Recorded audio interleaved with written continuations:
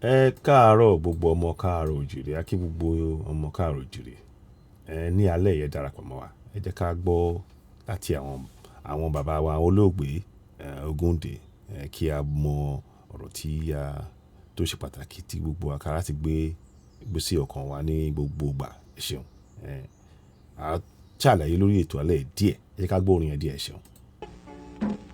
Mo bójú wáyé o, ayé ṣá málámálá, mo máa bójú ọ̀run òkùnkùn ló ṣubú lẹ̀ mo ní ẹ̀ẹ́rẹ́ yìí.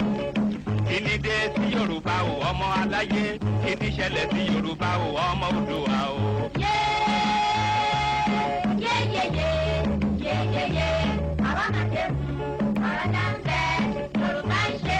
Nítorí owó, Yorùbá ń tira wọn lẹ́sẹ̀ nítorí ipò.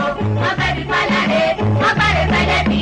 Wọ́n kò lè kó wájà, wọ́n tún kó lóko wá mú. Ọgbọ́n tí wọ́n bá tó pé wọ́n délé ọlá. Ọgbọ́n náà ló tún padà wọ́n sì dé wọn mọ́lẹ̀ o. Àwọn tí wọ́n ti ń ṣọ̀tá lọ́jọ́ tó ti pẹ́. Tún padà wádé ni à ń fọwọ́ sí sẹ́yìn o. Yorùbá yóò bí iná ayé. Yorùbá rúru bí omi òkun. Yorùbá bàbá ni bàbá ń ṣe. Yorùbá ronú o. Bẹ́ẹ̀ ni ọ̀rọ̀ àgbà ni àwọn bàbá wa sọ yẹn.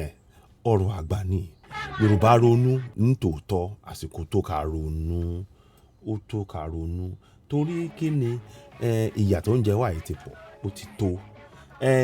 Àwọn ìjọba àpapọ̀ wọ́n ti gbé nǹkan gba ẹ̀yìn wa ní alẹ́ yìí. Ẹ darapọ̀ mọ́ wa lórí ètò kí a wá tú ọ̀rọ̀ yẹn palẹ̀ kó lè yé gbogbo wa dáadáa, ká lè mọ ohun tí ó ń bọ̀, ká dẹ̀ ṣe ètò yẹn. Ara ń taṣe láti tẹ̀síwájú láti gba òmìnira wa, ara ẹ̀ la fẹ́ gbé kalẹ̀ ní alẹ́ yìí. À ṣàlàyé ẹ̀. Ẹ darapọ̀ mọ́ gbogbo àwa sọ̀rọ̀sọ̀rọ̀ Oduduwa TV radio láti Lady Best títí tí mi Citizen wa ọmọ ọba alàgbà àwọn tó máa ń bá wa lọ́wọ́ bọ́tún wa, alàgbà Ọbásànyà, Àmọ̀tẹ́kùn, Prince Adémọ́lá, TJ, ọmọborí owó, alàgbà Adékúnlé àti alàgbà Joseph. Gbogbo alápapọ̀ ẹ jọ̀ọ́ ẹ darapọ̀ mọ́ wa lálẹ́ yìí.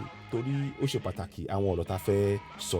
Torí náà ní dédé aago 5 ilẹ̀ Kaaro Ojiire nírọ̀lẹ́ ẹ darapọ̀ mọ́ wa. Ẹ jẹ́ kí a tú ọ̀rọ̀ yìí palẹ̀. Odò agbèwà ó ti ṣe ilẹ̀ wa náà ni láti sowọ́pọ̀ ká gba òmìnira wa. Ẹ ṣeun ó dìgbà kan náà. Ẹ ṣeun. Oduduwa bá wa túnlẹ̀ yìí ṣe ò tọ́wọ́ la máa wọ̀ Àṣẹ o.